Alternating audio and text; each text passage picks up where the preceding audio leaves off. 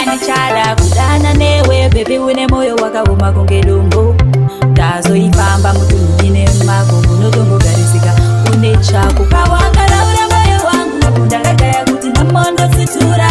semombe uskonda ufura moyo wangu ndenanga unyurura kawakala ura moyo wangu ndakagaya kuti namondo situra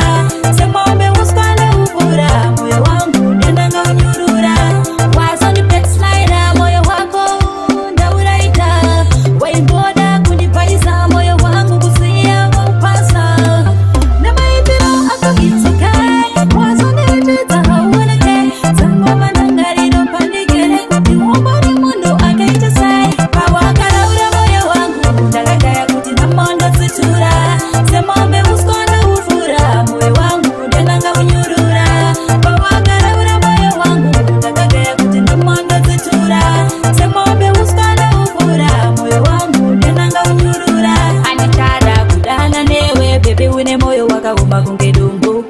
ndazoifamba mutunhu ine magungu notongogarisika une chako zvawakavibisa zvose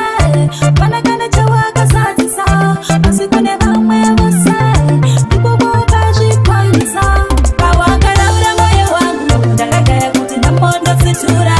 semombe uskonda ufura moyo wangu ndenanga unyurura pawakaraura moyo wangu ndakagaya kuti namondo tsitura semombe uskonda ufura moyo wangu ndenanga unyurura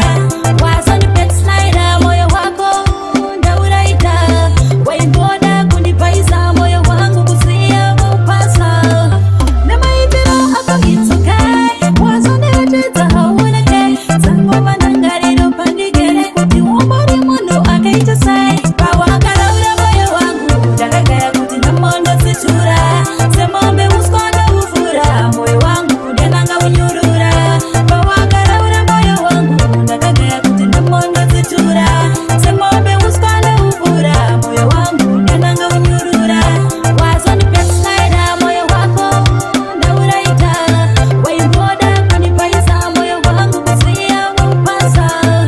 namaitiro akokitsokai wazonetedza haoneke zangoma ndangariro pandikere kuti umbori munhu akaita sai pawakaraura moyo wangu ndakagaya kuti namondo tsitura semombe uskonda ufura moyo wangu ndenanga unyurura pawakaraura moyo wangu ndakagaya kuti namondo tsitura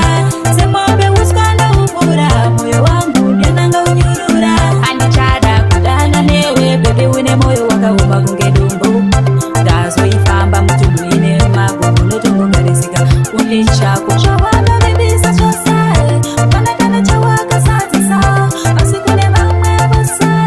ikoko ukazvikwanisa pawakaraura moyo wangu ndakagaya kuti namondo tsitura semombe uskonda ufura moyo wangu ndenanga unyurura pawakaraura moyo wangu ndakagaya kuti namondo tsitura semombe uskonda ufura moyo wangu ndenanga unyurura